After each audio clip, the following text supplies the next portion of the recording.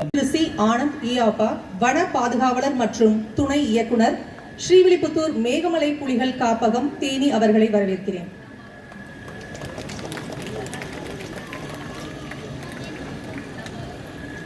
அனைவருக்கும் இனிய மாலை வணக்கம். பொதுவாக கலந்து கொள்கிற எல்லா நிகழ்வுகளுமே அரசு நிகழ்வுகளாக இருப்பதால் இந்த வாய்ப்பு கிடைத்திருக்காது. ஆனால் அப்படி ஒரு வாய்ப்பு இந்த புத்தக திருவிழா என்கிற நிகழ்வின் மூலமாக கிடைப்பதால் இப்படி தொடங்குகிறேன்.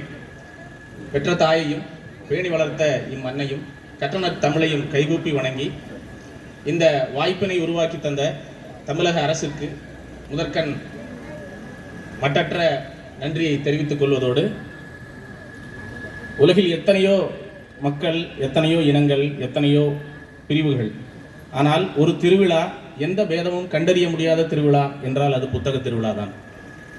புத்தக என்கிற சொல்லிலிருந்து உருவானதுதான் புத்தகம் என்பது. இந்த புத்தக எங்கிருந்து உருவாச்சு அப்படின்னு தேடி பார்த்தோம் அப்படின்னா, புத்தரை பற்றி அவருடைய சீடர்கள் எழுதிய குறிப்புகளை புத்தக என சொல்ல ஆரம்பித்து அங்கிருந்து உருவானதுதான் புத்தகம் என்கிற சொல். அதை நாம் எளிமையாக புரிந்து கொள்ள அகத்தை புத்துணர்வு செய்கிற சொல் என்று கூட அதை எடுத்துக்கொள்ளலாம். நாம் எந்த விதமான செல்வங்களை தொகுத்து நம் வீட்டு மேசையில் அலமாரியில் அடுக்கி வைத்தோமே, ஆனால் அதில் ஒருவித பயம்தான் உருவாகும், அந்த பொருள் களவு போய்விடுமோ என்று.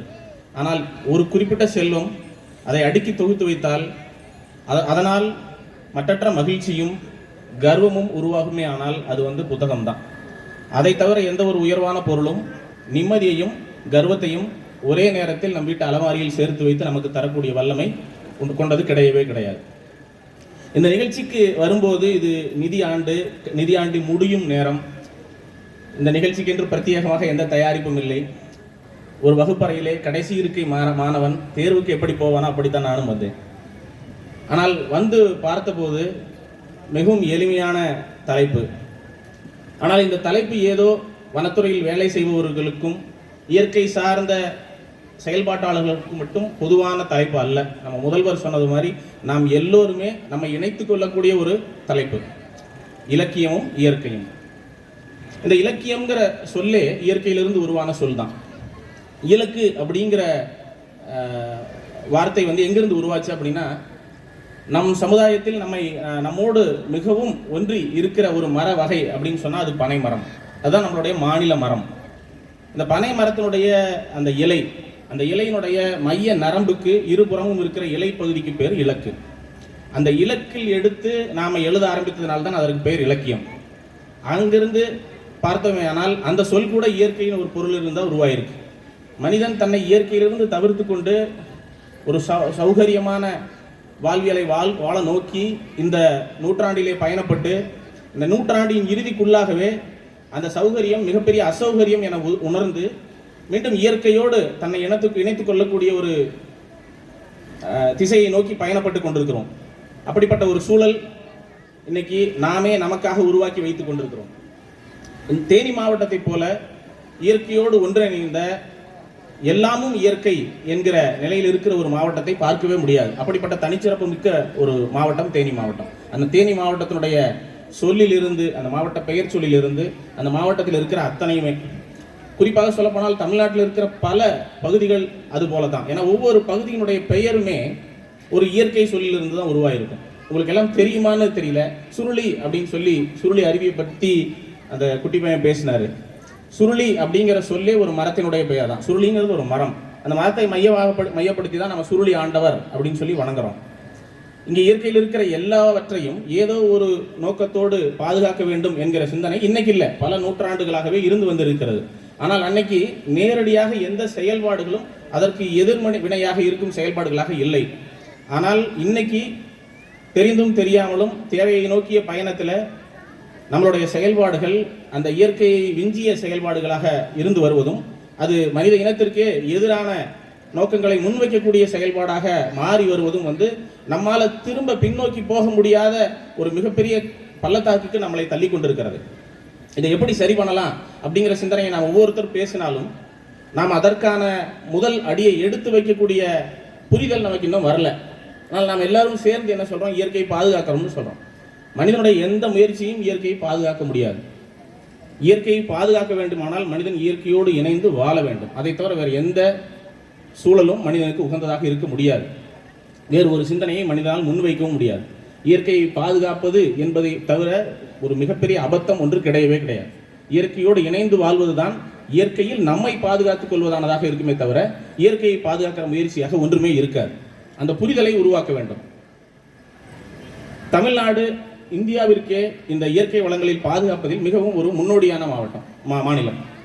எதனால சொல்றேன் அப்படின்னா, இன்னைக்கு நடைமுறையில் இருக்கிற தமிழ்நாடு வனம் பாதுகாக்கக்கூடிய சட்டங்கள் எல்லாமே இந்தியாவில் அன்னைக்கு இருந்த பிரிட்டிஷ் இந்தியாவிலே எந்த இடத்திலும் இல்லாத சட்டங்களை முதல் முறையாக இங்கே தான் உருவாக்கினார்கள். அந்த சட்டங்களை உருவாக்கும் போது இன்னைக்கு இந்த நிகழ்வுமே பாருங்க, ஒரு வனத்துறை அதிகாரி இந்த நிகழ்விற்கு சிறப்பு செய்ய அழைக்கப்பட்டிருக்கிறார். அந்த நிகழ்வை முன்னெடுத்து நடத்துவது மருத்துவத்துறையாக இருக்கிறது. வனத்துறையும் மருத்துவத்துறையால் உருவானதுதான். அன்னைக்கு இருந்த இராணுவ மருத்துவ அதிகாரிகளை இந்தியாவிற்கு பிரிட்டிஷ் அரசு பணித்திருந்த போது அந்த பணிக்காக வந்த அதிகாரிகள் இங்கு பலவிதமான நோய்கள் இருப்பதையும் அந்த நோய்களை இயற்கை முறையில் மிக எளிமையாக மக்கள் கையாண்டு கொண்டிருப்பதையும், ஆனால் அது எல்லா இடங்களிலும் முறையாக போய் சேரவில்லை என்பதையும் உணர்ந்த இராணுவ மருத்துவர்கள், குறிப்பாக டாக்டர் கிளெக்கான், டாக்டர் கிப்சன் போன்ற அதிகாரிகள் அன்னைக்கு பிரிட்டிஷ் இராணுவத்தில் இருந்த சுமார் 800க்கும் மேற்பட்ட மிலிட்டரி மெடிக்கல் சர்வீஸ் ஆஃபீஸர்ஸ் இராணுவ மருத்துவ அதிகாரிகளை இந்த சிந்தனைகளை முன்னெடுக்க வலியுறுத்தினார். அப்படிப்பட்ட ஒரு சூழல்ல தொடர்ந்து அவங்க பயணப்பட்டு கொண்டிருந்த பகுதிகளில் எல்லாம் காடுகள் பல்வேறு தேவைகளுக்காக மாற்றம் செய்யப்பட்டு கொண்டிருப்பதை பார்த்த கிளெக்கான் அவர்தான் இன்னைக்கு நம்ம கன்சர்வேஷன், வன பாதுகாப்பு, இயற்கை பாதுகாப்பு அப்படின்னு பேசுற சொல்லையே உருவாக்கியவர். கன்சர்வன்சி அப்படிங்கிற சொல்லை உருவாக்கியவர் ஒரு இராணுவ மருத்துவர். என்ன தொடர்போ தெரியல, இயற்கையாகவே இயற்கையே இந்த நிகழ்வை வனத்துறையும் மருத்துவத்துறையும் இணைத்து உருவாக்கி தந்திருக்கிறது. இங்கே அந்த சிந்தனையும் அப்படித்தான் உருவானது. அந்த மருத்துவர்கள் தான் இந்த சிந்தனையை முன்வைத்தார்கள். சொல்லப்போனால் இயற்கை சார்ந்த முதல் நூலகத்தை உருவாக்கியது டாக்டர் கிளெக்கான் தான். சுமார் 3000 புத்தகங்களை இன்னைக்கு சென்னையில் பிராட்வேன்னு சொல்லக்கூடிய இடத்துல உருவாக்கினார். அவர் தன்னுடைய சொந்த செலவில் ஒரு மாணவரை, தமிழ்நாட்டை சேர்ந்த ஒரு மாணவரை படிக்க வைத்தார். மருத்துவராக படிக்க வைக்கணும், இந்த இயற்கை சார்ந்த சிந்தனைகளை உருவாக்கணும்னு அவரை லண்டனுக்கு அனுப்பினார். அப்படி லண்டனுக்கு போய் படித்த டாக்டர் பழனியாண்டி கிளெக்கானுடைய நிதி உதவியால் படித்தார். படித்து முடித்து இங்கே மருத்துவ சேவை புரிந்தார். அவர் மூலமாக வந்த வருமானத்தில் அவர் சொந்தமாக ஒரு நிலம் வாங்கினார். பின்னால் அரசுக்கு அந்த நிலம் தேவைப்படுது அப்படிங்கும்போது அந்த நிலத்தை இலவசமாக கொடுத்தார். எந்த தேவைக்காக அந்த நிலம் கேட்டாங்க அப்படின்னா, ரயில்வே துறை உருவாக்குவதற்காக அந்த நிலம் கேட்டார்கள். ரயில் நிலையம் உருவாக்குவதற்காக. அந்த ரயில் நிலையம் வேறு எதுவுமே இல்லை, இன்னைக்கு இருக்கிற எக்மோர் ரயில் நிலையம். எக்மோர் ரயில் நிலையம் டாக்டர் பழனியாண்டியால் வழங்கப்பட்டது. டாக்டர் பழனியாண்டியை படித்து உருவாக்கியவர் டாக்டர் கிளெக்கான். டாக்டர் கிளெக்கான் தமிழ்நாட்டில் மெட்ராஸ் மாகாணத்தினுடைய முதல் வனத்துறை அதிகாரி, வனத்துறை தலைவர். தமிழ்நாட்டிலே வனத்துறை நிர்வாகத்தை உருவாக்கிய முதல் நபர். அந்த அளவு இன்று வனத்துறைக்கும் மருத்துவத்துறைக்கும் மிகப்பெரிய இணைப்பு உண்டு. ஆனால் அன்னைக்கு இருந்த சிந்தனை, இந்த வனங்களின் மூலமாக இயற்கை வளங்களை பாதுகாத்து அதன் மூலமாக மருத்துவ தேவைகளை, மனிதர்களுடைய உயிர்களை காக்கும் தேவைகளை பூர்த்தி செய்து கொள்ளலாம் அப்படிங்கிறது. ஆனால் பின்னால் அந்த சிந்தனை இந்த காடுகளை பயன்படுத்தலாம் அப்படிங்கிற எண்ணத்தையும், இந்த காடுகளின் மூலமாக கிடைக்கிற வளங்களை வருவாயாக மாற்றலாம் அப்படிங்கிற பிரதான நோக்கத்தையும் முன்வைத்தது. அந்த நோக்கத்தை அடிப்படையாக வைத்தே இந்த காடுகளை வளங்களை உருவாக்கக்கூடிய இடங்களாக, மதிப்புமிக்க மரங்களை உருவாக்குவதையும், வளங்களின் மூலமாக கிடைக்கிற செல்வங்களை எடுத்து அந்த செல்வங்களின் மூலமாக வருவாயை பெருக்கி அந்த வருவாயை பிரிட்டிஷ் அரசுக்கு கொண்டு சேர்க்கலாம் அப்படிங்கிற சிந்தனையும் அவங்களுக்கு முன்வைத்தது. அதுவே பிரதான சிந்தனையாக சுமார் 50 ஆண்டுகளுக்கு மேலே நீடித்து இருந்தது. ஆனால் சுதந்திர இந்தியாவிலே அந்த சிந்தனை மாற்றி அமைக்கணும் அப்படிங்கும்போது நமக்கு மிகப்பெரிய உள்கட்டமைப்பு தேவை இருந்ததுனால அந்த கட்டமைப்பு தேவைகளுக்காக இந்த காடுகள் பயன்படுத்தப்பட்டது, இந்த மரங்களும் பயன்படுத்தப்பட்டன. இந்த காடுகளின் வளங்கள் அதற்காக அழித்து எடுத்து கொண்டு வரப்பட்டது, நாடு நகரம் உருவாக்கப்பட்டது. ஆனால் பின்னாளில் இதை உணர்ந்த 1980களில் இந்த சிந்தனைகளை உணர்ந்த அன்றைய அரசு, இல்லை போதுமான அளவு இதை பயன்படுத்தி விட்டோம், எதிர்வரும் காலத்திற்கு இந்த செல்வங்களை பத்திரப்படுத்தி கொடுத்தால் மட்டுமே இங்கு மனிதர்கள் வாழக்கூடிய ஒரு சூழ்நிலையை உருவாக்க முடியும் அப்படிங்கிற நோக்கம் வந்தபோது வனங்களை பாதுகாக்க வேண்டும் அப்படிங்கிற சிந்தனை 1980களிலே உருவானது. 1880களிலே காடுகளை பாதுகாக்க வேண்டும் என்கிற சட்டம் உருவாகி இருந்தாலும் சுமார் ஒரு நூற்றாண்டிற்கு நாம் அந்த காடுகளை பயன்படுத்தக்கூடிய எண்ணங்களை மட்டுமே முன்வைத்துக் கொண்டிருந்தோம். ஆனால் 80களுக்கு பிறகுதான் இந்த காடுகளை பாதுகாக்க வேண்டும், முற்றிலும் பாதுகாக்க வேண்டும். அடுத்த தலைமுறைக்கென இந்த காடுகளை விட்டு வைக்க வேண்டும். தற்போது இருக்கிற தலைமுறை இந்த காடுகளை அதன் தேவைகளுக்கு போதுமான அளவு பயன்படுத்தி விட்டது. இனி ஒருபோதும் இந்த இருக்கக்கூடிய வளங்கள் இந்த தலைமுறைக்கானது அல்ல. பிறக்காத தலைமுறைக்கான இந்த வளங்களை பாதுகாக்கும் கடமையை மட்டுமே இந்த தலைமுறை செய்ய முடியும், செய்ய தகுதியை உடையவராக இருக்கிறார்கள். ஏனெனில் அவர்கள் இதை பயன்படுத்தும் தகுதியை இழந்து விட்டார்கள் என்கிற சிந்தனை முன்வைக்கப்பட்டு அதனை அடிப்படையாக கொண்டு கடந்த 50 ஆண்டுகளாக வன பாதுகாப்பு என்கிற சிந்தனை முன்னெடுக்கப்பட்டிருக்கிறது. ஆனால் அதற்கு அடியொலியவர் டாக்டர் கிளிகான். அந்த சிந்தனையின் வாயிலாக நம்ம மாவட்டத்தில் வன பாதுகாப்பினுடைய ஒரு உயரிய சிந்தனையான புலிகள் பாதுகாப்பு அப்படிங்கிற ஒரு நோக்கம் முன்னெடுக்கப்பட்டு நம்மளுடைய தேனி மாவட்டம், மதுரை மாவட்டம், விருதுநகர் மாவட்டத்தினுடைய வனப்பகுதிகள் ஒன்றிணைக்கப்பட்டு ஸ்ரீவில்லிபுத்தூர் மேகமலை புலிகள் காப்பகம் அப்படிங்கிற புலிகள் காப்பகம் உருவாக்கப்பட்டிருக்கிறது. இது தமிழ்நாட்டினுடைய 5வது புலிகள் காப்பகம், இந்தியாவினுடைய 51வது புலிகள் காப்பகம், ஹாஃப் செஞ்சுரி அடித்த புலிகள் காப்பகம். உலகில் எத்தனையோ திட்டங்கள், எத்தனையோ நிதிகள் ஒதுக்கப்பட்டிருக்கிறது. ஆனால் ஒரு திட்டம், இயற்கை சார்ந்த ஒரு திட்டம், அந்த திட்டம் ஆரம்பிக்கப்பட்ட ஆண்டிலிருந்து இன்று வரை தொய்வையே சந்திக்காமல் முழுமையுமாக நல்லெண்ண நோக்கங்களையும் உயர்வான சாதனைகளையும் உருவாக்கி இருக்கிற திட்டம் என்றால் அது புலிகள் திட்டம் தான். அந்த புலிகள் திட்டத்தினுடைய ஒரு வெளி பிச்சை புகினும் கற்கை நன்றே என்பது நருந்தொகை நல்கும் பாடம். அவ்வகையில் இச்சமுதாயத்தில் அனைத்து மக்களும் படித்து பயன்பெற்று பயன்பட வேண்டும் என்பதே தமிழக அரசின் உயரிய நோக்கமாகும். நூலின் அளவே ஆகுமாம் நுண்ணறிவு என்பதற்கு ஒப்ப அனைத்து துறை சார்ந்த நூல்களையும் கற்றுத்தெளிய ஓரிடம் உண்டென்றால் அது புத்தக திருவிழாவே. அறிவு பசிக்கு அன்னவாசலாக விளங்கும் புத்தக திருவிழாவை தேனி மாவட்ட நிர்வாகமும் பொது நூலகத்துறையும் இணைந்து 3வது ஆண்டாக மிகச் சிறப்பாகவும் நேர்த்தியாகவும் நடத்தி வருகிறது. இன்று நடைபெற்றுக் கொண்டிருக்கும் புத்தக திருவிழாவின் 4ஆம் நாள் நிகழ்விற்கு தலைமையேற்றுள்ள வனப்பாதுகாவலர் மற்றும் ஸ்ரீவில்லிபுத்தூர் மேகமலை புலிகள் காப்பக துணை இயக்குனர் திரு சி ஆனந்தையா அவர்களையும் இந்நிகழ்விற்கு முன்னிலை வைக்கும் மாவட்ட நிர்வாகத்தின் சார்பு மற்றும் அனைத்து மக்களையும் நான் வரவேற்கிறேன். 23/3/2025 அன்று நடைபெற்ற தொடக்க நாள் நிகழ்வில் மணிமகுடம் போல் அமைந்த பேச்சு முனைவர் பர்வீன் சுல்தான் அவர்களின் பேச்சாகும். எல்லா விளக்கும் விளக்கல்ல, சான்றோருக்கு பொய்யா விளக்கே விளக்கு என்பது வள்ளுவர் காட்டிய விளக்கு. ஆனால் உயர்ந்த இலக்கே சிறந்த விளக்கு எனும் இலக்கே விளக்கு என்னும் பொருண்மையில் அமைந்த பேச்சானது இளைஞர்களிடையே புது எழுச்சியை ஏற்படுத்தியுள்ளது.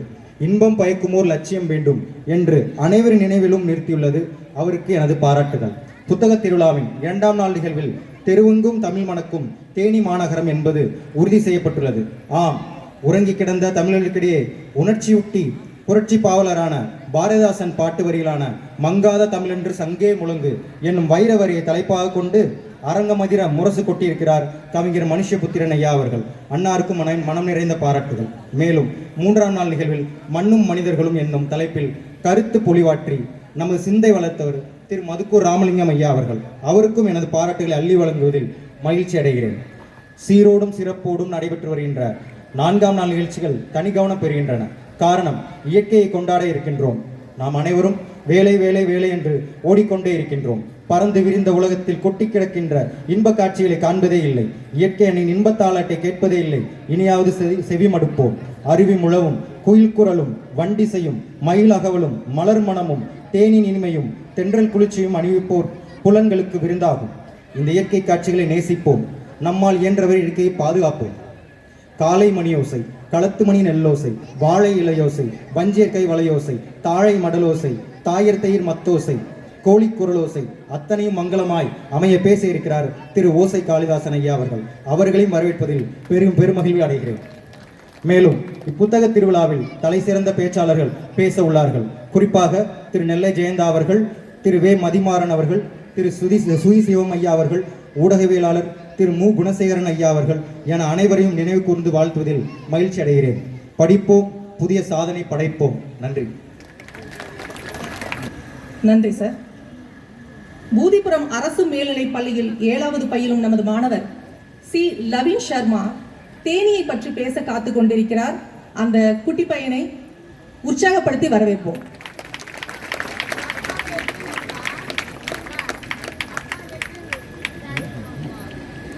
தொல்காப்பியத்தில் நினைந்து, திருக்குறளில் கரைந்து, 50 காப்பியங்களில் உருகி, 8 தொகையால் பெருகி, 10 பாட்டை பருகி, செந்தமிழை செழுந்தமிழாய் பேச வாய்ப்பளித்த நல் உள்ளங்களுக்கு நன்றிகள்.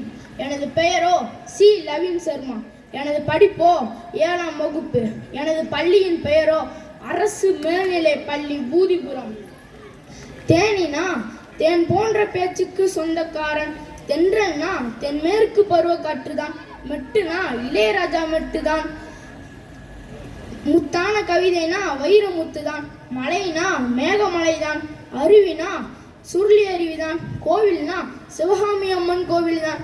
மொத்தத்துல தேனிக்கார பொண்ணுனா தெனாவெட்டுதான். பண்பாடுகள் மாறாமல் பழமைகள் கூட கதை பேசும் தேனியில். தேனிக்கு வருபவரை வைகை நீர் குன்னூரில் பன்னீர் தெளிக்கும்.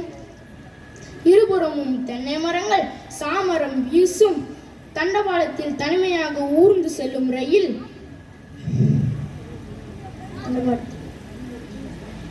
பழைய கதை பேசாமல் பேருந்துகள் பெயர் பலகையை சுமர்ந்து நிற்கும். எட்டி பார்க்கும் பக்கமெல்லாம் குட்டி கடைகள். மண்ணின் விளைச்செலவிற்கும் மார்க்கெட் விதி. ஊருக்கு நடுவே உள்ள பள்ளியெல்லாம் வாழ்வில் உயர்ந்தவர்களின் வரலாறு பேசும். வாரச்சந்தையால் வளர்ந்து உயர்ந்த வளமான ஊர் தேனி. சிசிடிவி கேமரா போன்ற அப்பத்தாக்கள். தப்புனா தட்டி கேட்கும் தகப்பன் சாமிகள். கற்கள் கூட எங்களின் காவல் தெய்வமாகும். எல்லைச்சாமி எல்லாம் ஏழைக்கு குரல் கொடுக்கும். உலக புகழ்பெற்ற காமாரியம்மன் கோவில் திருவிழாவில் 8 நாளும் கொட்டுமேளம்தான். அங்கு சாதியெல்லாம் நாதியத்து போகும். அரசியல் வரலாற்றில் ஆட்சி மாற்றத்தால் அசர வைத்தது நம்ம ஆண்டிப்பட்டிதான்.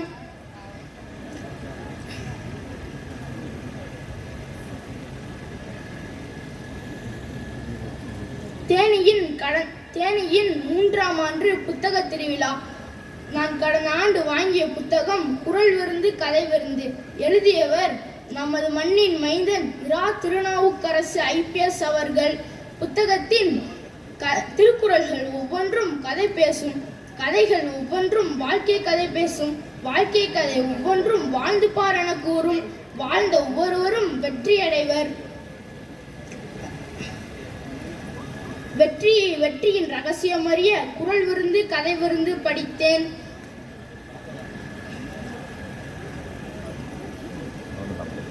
வாசிப்பு ஒன்று மட்டுமே வெற்றி கதவின் துறைவுகோல் என்ற சுச்சமத்தை நன்கு உணர்ந்த பழனிச்செட்டிப்பட்டி பேரூராட்சியின் தரத்தை தலை நிமிரச் செய்த அரசியல் தலைவர்கள் மற்றும் ஆட்சியாளர்களுக்கு சிரம் தாழ்த்தி கரம் குவித்து வணங்குகிறேன், வாழ்த்துகிறேன். நன்றி. பொழுதினில் 3வது புத்தக திருவிழாவின் 4வது நாள் சீரும் சிறப்புடன் நடைபெற்றுக் கொண்டிருக்கிறது.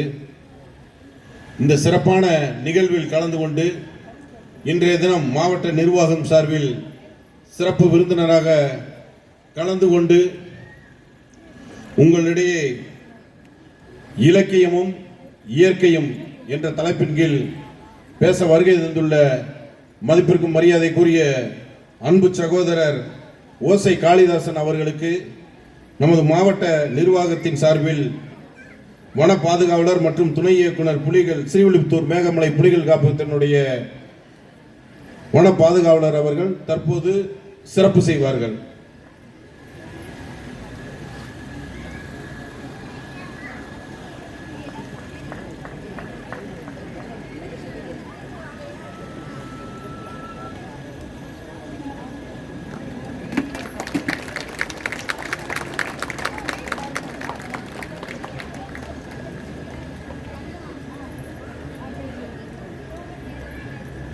அடுத்த நிகழ்வாக மதிப்பிற்குரிய வன பாதுகாவலர் மற்றும் துணை இயக்குனர் அவர்களுக்கு மதிப்புக்குரிய மாவட்ட ஆட்சியரின் நேர்ம உதவியாளர் பொது அவர்கள் சிறப்பு செய்வார்கள்.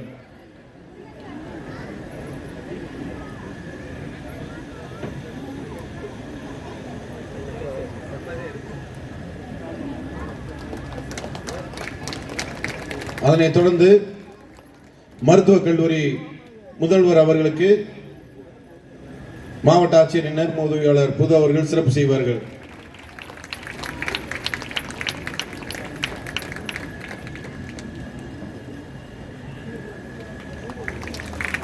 அதனைத் தொடர்ந்து இணை இயக்குனர் மருத்துவம் மற்றும் ஊரக நலப்பணிகள் அவர்களுக்கு சிறப்பு செய்யப்படுகிறது.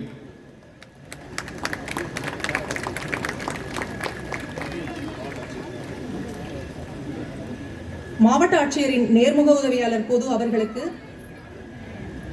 PRO சார் சிறப்பு செய்கிறார்.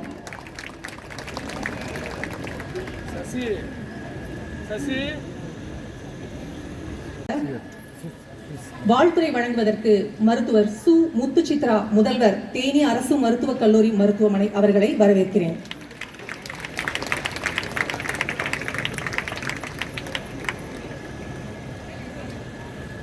அனைவருக்கும் இனிய மாலை வணக்கங்கள். இன்று தேனி புத்தக திருவிழாவின் 3வது வருட புத்தக திருவிழாவின் 4வது நாள். இன்று நமது சுகாதாரத்துறை அதை எடுத்து நடத்த வேண்டும் என ஆட்சி தலைவர் உத்தரவின் பேரில் இந்த விழாவினை நாங்கள் எடுத்து நடத்தி கொண்டிருக்கிறோம். இதில் இயற்கையும் இலக்கியமும் அப்படிங்கிற பேச்சு, அதனால நம்ம இயற்கை சார்ந்த 2 பேரை தலைமை ஏற்பதற்கும் தலைமை உரை ஆற்றுவதற்கும் அழைத்திருக்கிறோம். இதுல நமக்கு இலக்கியமுக்கும் இயற்கைக்கும் என்ன சம்பந்தம்னா, நம்ம வாழ்வியலே இயற்கை சார்ந்தது தான். நம்ம கலாச்சாரம் என்பது நம்ம பெரும்பாலும் பார்த்தீங்கன்னா நம்மளுடைய கலாச்சாரம் எல்லாம் ஆற்றுப்படுகை சார்ந்த கலாச்சாரங்கள். ஆனால் குறிஞ்சி நிலம் அப்படிங்கிறதும் நம்மளோட இதில் இருக்கு. ஸோ நம்ம பழைய காலத்திலிருந்தே நம்மளுடைய நிலப்பகுதியை 5 இணைகளாக பிரித்து அதை இன்னா 40, இனிவேவை 40, கழவழி 40, கார் 40, 5 இணை 50, 5 இணை 70 என ஒவ்வொரு திணைக்கும் 10 அல்லது 14 பாடல்கள் என்று வைத்து பாடி வைத்திருக்கிறார்கள். அந்த நிலத்தின் சிறப்பை, அந்த நிலத்தின் குணநலன்களை, அந்த நிலத்து மக்களின் பழக்க வழக்கங்களை, இதை சார்ந்து ஈவன் இப்போ இந்த புதின வழியிலும் கூட அதை சார்ந்த நம்ம திணை சார்ந்த நிறைய இலக்கியங்கள் வெளிவந்து கொண்டிருக்கின்றன. ஸோ அது எதனால இதெல்லாம் நம்ம எழுதுறோம் அப்படின்னா, நம்மளுடைய இயற்கை பாதுகாக்க வேண்டும் என்ற உயரிய நோக்கத்தோடு நிறைய எழுத்தாளர்கள் அந்த திணைகளை பற்றியும் அதனுடைய வாழ்வியலை பற்றியும் அந்த இயற்கை பற்றியும் எழுதி வந்து கொண்டிருக்கிறார்கள். இந்த இலக்கியங்களை பொறுத்து நம்மளுடைய வாழ்வியலையும் நம்ம அமைத்து கொண்டால், இயற்கை விட்டு மிகவும் விலகி போகாமல் இருந்தால் நம்மளுடைய சுகாதாரத்துறைக்கு வேலை மிகவும் குறைவாக இருக்கும் என்று நான் நம்புகிறேன். ஸோ இதையும் தவிர்த்து நாம் அழைத்திருக்கும் பேச்சாளர் ஓசை காளிதாசன் என்பவர் யார்? அவர் ஒரு ஆக்டிவிஸ்ட், சோஷியல் ஆக்டிவிஸ்ட், அதன் பின் தான் எழுத்தாளர். அவர் மேற்கு தொடர்ச்சி மலை என்ற புத்தகத்தை எழுதி அந்த மேற்கு தொடர்ச்சி மலையின் உன்னதத்தையும் அதை பாதுகாக்க வேண்டிய முக்கியத்துவத்தையும் எடுத்துரைத்திருக்கிறார். நிறைய இடங்களில் இயற்கையை பாதுகாக்க வேண்டிய எந்த நிகழ்ச்சி ஆனாலும் சரி, அதை பொறுத்து அவர் அந்த சோஷியல் ஆக்டிவிஸ்ட் என்ற ஒரு முறையில் போராட்டங்கள் நடத்தி குரல் கொடுத்து, அதனால்தான் அவரை ஓசை காளிதாஸ் என்று அழைக்கிறார்கள் என்று நான் நினைக்கிறேன். ஸோ அவருடைய பேச்சு நீங்கள் எல்லாம் கேட்க வேண்டும் என்ற காரணத்திற்காக தான் உங்கள் அனைவரையும் நாங்கள் இன்று அழைத்திருக்கிறோம். இந்த முன்னுரையோடு அவரை நான் உங்களுக்கு அறிமுகப்படுத்துகிறேன். நன்றி.